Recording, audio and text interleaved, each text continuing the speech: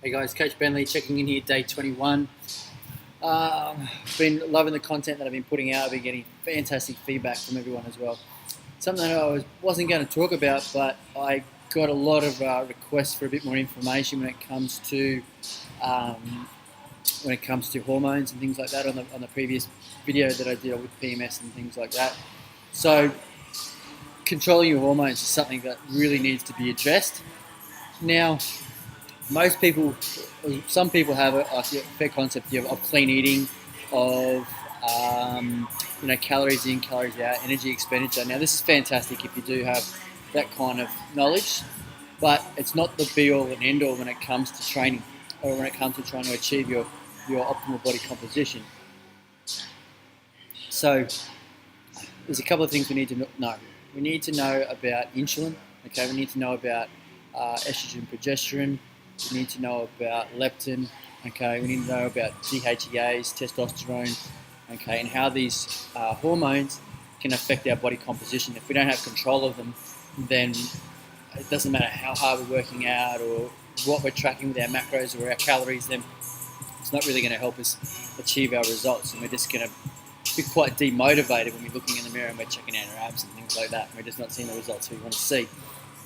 So first and foremost is like gut health. Like I've always been a big advocate now of making sure that our gut health is paramount. If our gut health isn't if it's not healthy and we're not absorbing all the nutrients we want or we need from our food, then we're really going to struggle to support our hormones or support our body as a whole organism.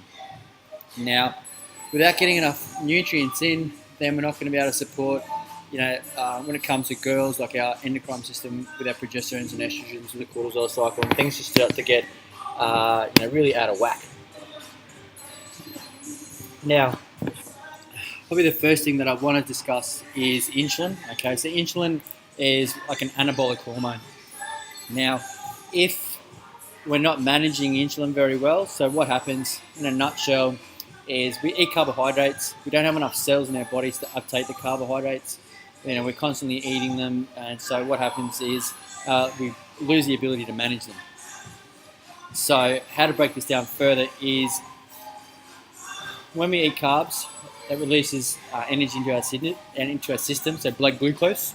Okay, with the blood glucose, this starts to be transported around the body. Okay, and what the pancreas will do is it will upregulate insulin to manage that blood glucose, so to transport it and put it into cells so that our body can use. Now, if we've been mismanaging carbs for a long period of time, this is what leads to type 2 diabetes, because we no longer have the ability to manage those carbs. And so what happens then, we see a rise in cortisol because it puts a lot of stress on the body because it's got all this abundance of energy around and we can no longer sort of use it.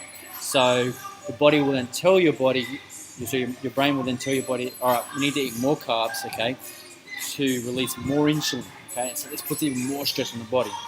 So this is the kind of reason why you might have something to eat in the morning, your blood sugar crashes down after you've had some oats and things like that for breakfast, and our body's not managing those carbs very well, okay? Or vice versa, where we've had the carbs and then like an hour later we're hungry, okay? And this is our body telling us that we need to eat more carbs because it's not being able to manage that insulin, okay? So how we manage that is obviously we take back the carbs, okay? Go for a kind of a low carbohydrate diet. We be a bit smarter with our choices of carbs, okay? And we use them more effectively when we can use them. So in and around our training, and possibly when we're going to bed at night as well, because it's going to help raise serotonin and make us a little more sleepy, so we get a better rest and recovery. Now, the next hormone that we want to look at, okay, is leptin. Now, leptin, not a lot of many people know about leptin. Now, leptin it controls our metabolism, it controls our energy, it controls our mood.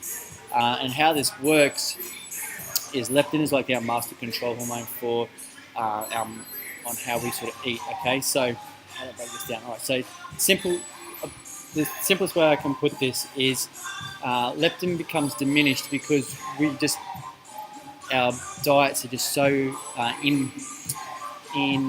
just not solid, okay? Like we just, one day we might have a binge here, another day we might have another, like a fast sort of thing, and we're never consistent with our diet. So what happens is that leptin then sorts of, same like insulin, because it gets overused, it starts to sort of shut down. Okay, so leptin, best example I can give when it's working well is if you go to like a barbecue or something like that and you eat a lot of meat and all of a sudden you feel quite full, quite quickly. So that's leptin turning on, telling your body that you're full. Now leptin doesn't really turn on for when we're eating a lot of carbs. So that's why at Christmas time you can seem to eat a lot of food, like a lot of food. And this being the case, that's how come then it takes us like an hour, sort of 45 minutes before we go, oh my God, I'm so full. So we need to start to control leptin again. So we need to start getting in balanced meals. Okay, we need to get meals in that are going to stabilize our blood sugar. Okay, so that we're not seeing the rise and fall in blood sugar, which is going to rise and fall in cortisol. So obviously we've got cortisol up and down all the time. It's going to put a lot of stress on our body as well. So I didn't want to go too much more into this today, guys, and save it again for another video where we're going to talk about your progesterone, estrogens, DHEAs and things like that. But just to sum it up here, what I've spoken about today is insulin. Okay, we need to manage insulin better. So how we do this is by taking a sort of a lower carbohydrate approach, okay, and managing those carbs a little bit better in and around our workout. And then obviously again in the evening, okay, so we probably go maybe like a beginner, like 40% carbs or something like that in our diet. If you're carb sensitive, then obviously you could have a lot more carbs in that in your diet.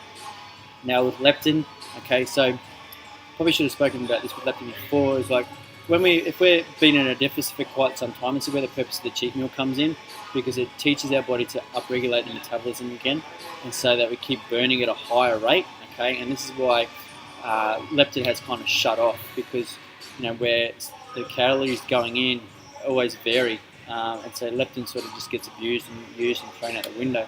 So by keeping ourselves at a relative deficit there for a while, the body will then, when we give it a cheat meal, an increase in calories, leptin will upregulate and tell the metabolism to start working in overdrive to burn those calories that we've been using. Okay, so that's why we need to get our baseline, good for a while. So if we've been cheat mealing for quite some time, it could be a month, up to a month before I would let a client have a cheat meal, because your body just couldn't handle the hormonal response from that, or doesn't have the ability to manage having a cheat meal, and so it's just going to put you 4 to 5 days back. Okay, so cheat meals can be great, but if you're not in a position to be able to handle it hormonally, then you're up shit's creek. Okay, you're just going to undo a lot of the hard work that you've done that week.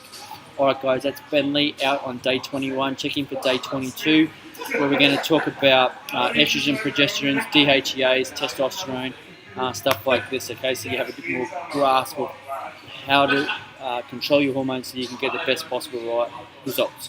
Alright guys, peace.